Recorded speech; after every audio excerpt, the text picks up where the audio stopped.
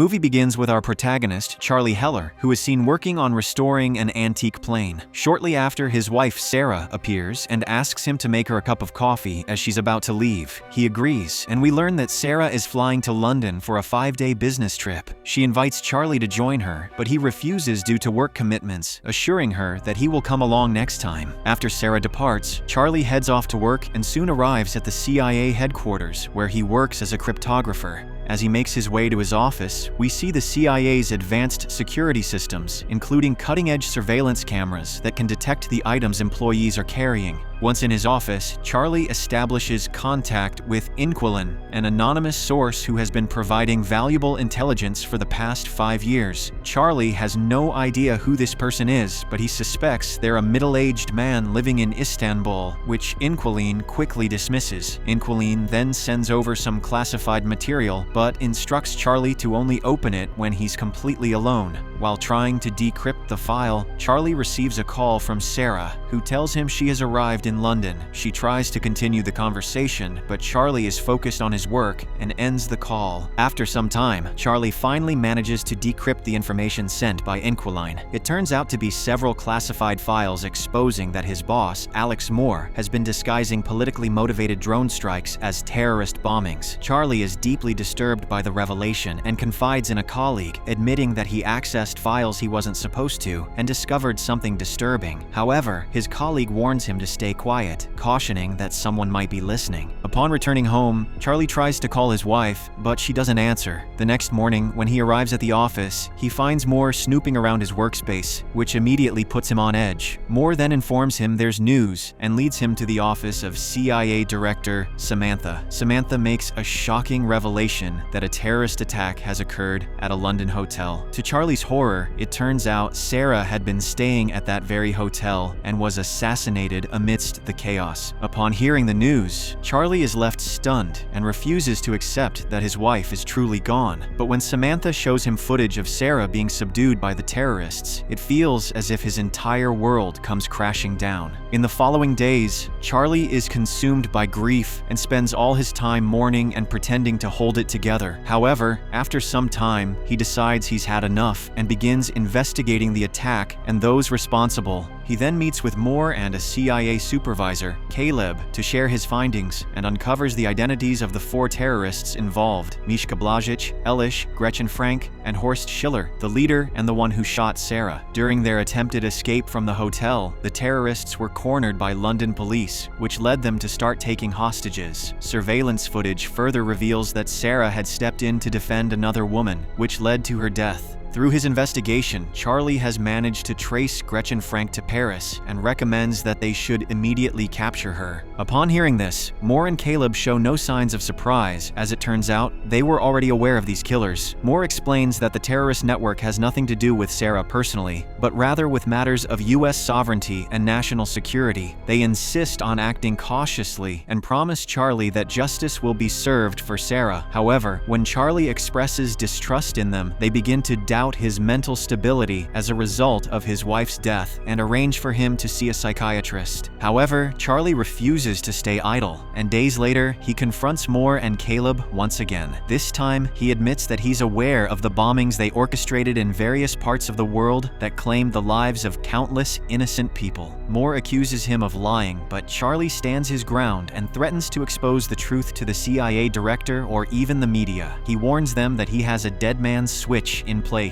and unless he enters a code every 5 hours, all the evidence will be automatically sent to the press. Upon hearing this, the 2 corrupt officers finally agree to negotiate, so Charlie reveals that he wants CIA training so he can find all those terrorists and kill them for revenge. Moore believes it's a joke and comments that he can't even fight a 90-year-old woman, but Charlie is adamant in his condition and refuses to change his mind. Later, Moore and Caleb discuss this in private, wondering if Charlie is just bluffing with them about the dead man's switch. Regardless, they decide to give him the training he desires in the meantime and then kill him once they discover the classified files. Following this, Charlie is enrolled at the CIA training center, where Colonel Robert Henderson takes charge of instructing him. While Charlie immerses himself in the rigorous training, Moore and his agents turn his office upside down in a desperate search for the device. Their hunt extends to Charlie's home and a bar he used to frequent, but they find nothing. Meanwhile, Charlie struggles immensely with the training, where he's unable to aim the gun accurately and terrified to pull the trigger. One evening, Henderson tells Charlie that he is not a killer and never will be. He even hands him a gun to fire, but Charlie is paralyzed and unable to pull the trigger. Charlie claims that he will be able to shoot when the time comes, but Henderson doesn't think so. He informs Charlie that he won't be able to stand up to trained terrorists and encourages him to give up before it is too late. Elsewhere, the CIA team searches everywhere for Charlie's device but finds none. However, Moore accidentally discovers a bug planted by Charlie in his office. This makes him realize Charlie has been listening to everything, and he was just bluffing about the dead man's switch. With this, Moore immediately calls Henderson and asks him to finish Charlie. However, when Henderson reaches his room, the cryptographer is long gone. We then see Charlie aboard a flight, where he recalls the moment his wife surprised him with an old plane as a birthday gift. It wasn't functional, but Charlie was confident he could fix it. He had planned to surprise Sarah with a fully restored plane when she returned from her trip, but tragically, that never happened. In the present, Charlie arrives in Paris, where he begins keeping an eye on Gretchen Frank, one of the terrorists. One evening, while she is out, he breaks into her apartment and discovers that Gretchen has an appointment at a clinic.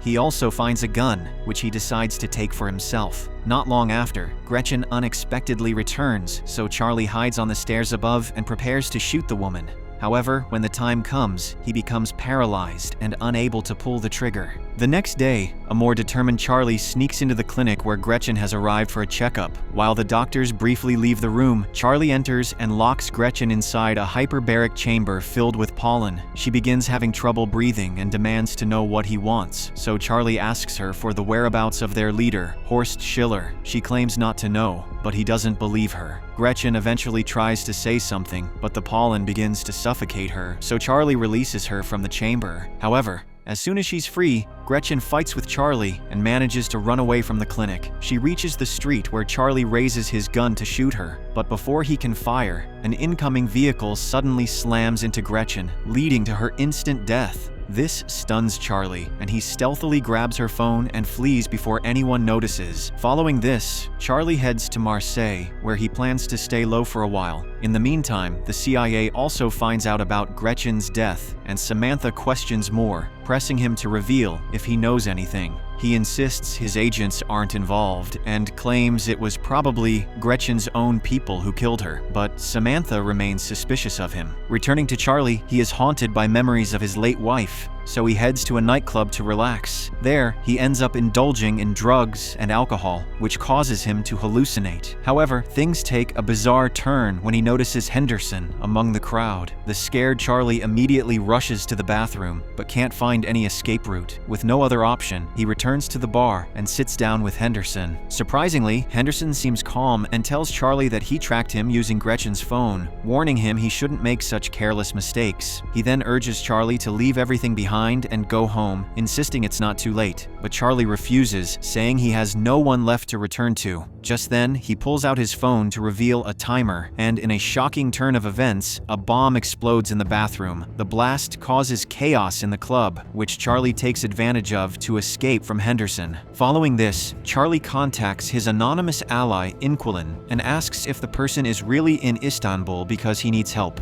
This time, Inquilin confirms and arranges for Charlie to travel to Turkey. He soon arrives at a restaurant arranged by Inquilin and sends a text to the mysterious contact. When Charlie notices a man in the distance checking his phone, he assumes it is his friend. He's about to approach the man, but a woman stops him and reveals that she is Inquilin. Later, the woman introduces herself as Davies and reveals that her husband was a KGB officer and the original Inquilin, who passed away 6 years ago. It turns out he taught her everything he knew, including how to encrypt data, navigate deep systems, and most importantly, survive. After he died, Davies maintained communication with Charlie's department, just in case she ever needed a favor someday. Next, Davies takes Charlie to her hidden hideout on the outskirts of the city, where she's been living in secrecy for the past 3 years. Charlie opens up about the terrorist attack and his wife's death, but to his surprise, Davies already knows everything and agrees to help. Charlie then explains Schiller's network, describing them as arms smugglers who supply mercenaries for Moore's covert operations. Elish handles weapon procurement, but he's recently become extremely paranoid. Davies suggests that she will try contacting him by posing as a potential buyer. Then there's Mishka Blažič, the group's weakest link, who is constantly posting travel photos online and exposing his location. The two then stalk Blažic's girlfriend and learn that the couple is in Madrid, so Charlie decides to head there. Meanwhile, Samantha is becoming increasingly suspicious of Moore and requests that he stop conducting covert missions without her permission. She also believes he's hiding something and asks him to be honest about his activities, but Moore doesn't reveal anything. Later, Samantha meets with her assistant, who shows her footage revealing that Henderson is in Spain. She learns that it was Moore who sent him and decides to send one of her own agents as well. In the meantime, Charlie arrives at a hotel in Madrid where Blažič is staying and discovers that the criminal often swims alone at the rooftop pool late at night. Davies, who is monitoring everything remotely, advises him to take the shot from the balcony, but Charlie refuses since he isn't good at shooting. At the bar, he notices a man staring at him a little too intently and soon figures out he's a CIA agent sent by Samantha. Davies then spots Henderson in the same hotel and warns Charlie to abandon the mission for now, but our hero chooses to proceed anyway and confronts Blažič while he's swimming.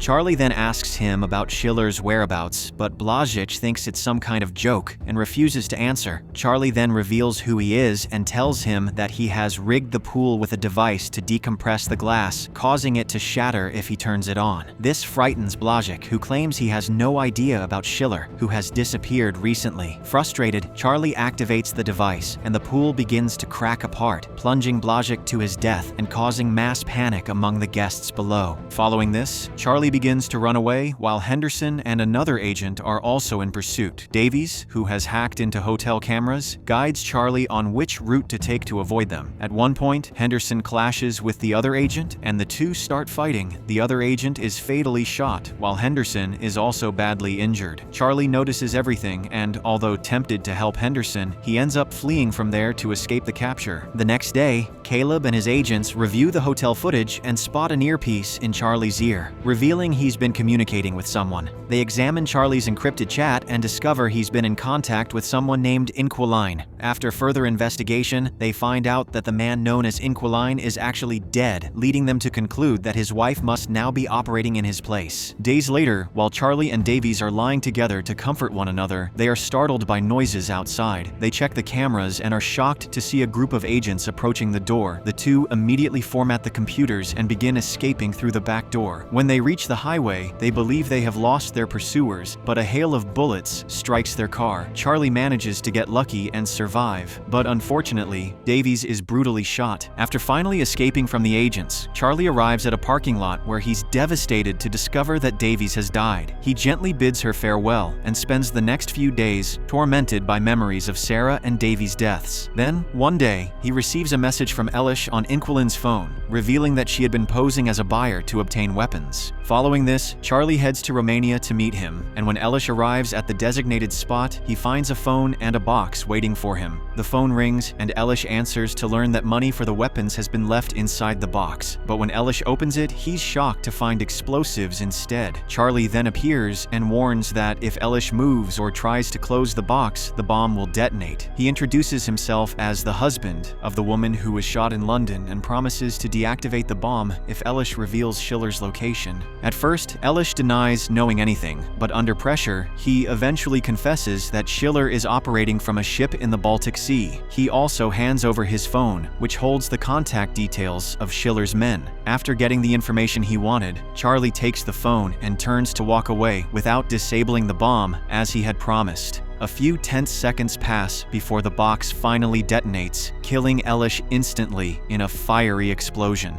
Following this, Charlie arrives at a port in the Russian region of Primorsk, where he begins investigating Schiller's ship and the smuggling operation. He secretly observes Schiller's men unloading contraband and clicks pictures of their boat. One morning, he returns to the port and asks a local Russian man if he has seen the smugglers from the day before, but the man becomes agitated and says something in Russian, which Charlie doesn't understand. Before he can make sense of it, someone sneaks up behind him and knocks him out cold. In the next scene, Charlie wakes up and is shocked to find himself surrounded by several goons who take him to Schiller, the man he's been desperately hunting. Schiller remains calm and asks who sent him, but Charlie responds that he's acting alone and is seeking vengeance for his wife's death. Schiller then apologizes for what happened to Sarah and claims that it was a necessary sacrifice to escape the police. When Charlie finds that response pathetic, Schiller reminds him that he tortured and killed several of his associates just to get here, so perhaps they aren't so different. Following this, Schiller hands Charlie a loaded gun and instructs him to shoot him if he truly desires vengeance. Charlie points the gun at him, but is paralyzed for a brief moment and unable to act. However, as soon as he drops the gun, the ship abruptly changes direction. Charlie then shockingly reveals that he hijacked the ship and they're now heading toward Finland. Schiller assumes it's a bluff, claiming the ship is impenetrable because the system was built by the CIA. However, Charlie explains that he had previously worked on the ship's encryption system. By using the contact numbers of Schiller's men, whose phones were connected to the ship's internal network, he was able to access a hidden backdoor and quietly take control of the navigation system. Upon hearing this, Schiller is shocked, but before he can react, the Finnish police and Interpol surround the vessel and soon arrest all of the terrorists. In the next scene, Samantha holds a press conference where she publicly announces that some senior members of the CIA have been guilty of breaching the morals and laws of the agency. At the same time, Moore and Caleb are arrested for carrying out unauthorized actions on foreign soil. Samantha then reveals that the whistleblower, who is in fact Charlie, is still alive and now cooperating with the agency. Later, we see Charlie with Henderson, who has survived the attack at the hotel. The cryptographer thanks him for his teachings, though the colonel tells him that what he did can't be taught. Charlie then visits Sarah's grave and returns home, where he finishes repairing his old plane. The movie ends as the plane takes off, and Charlie finally embraces a new beginning by letting go of the burden of losing his wife.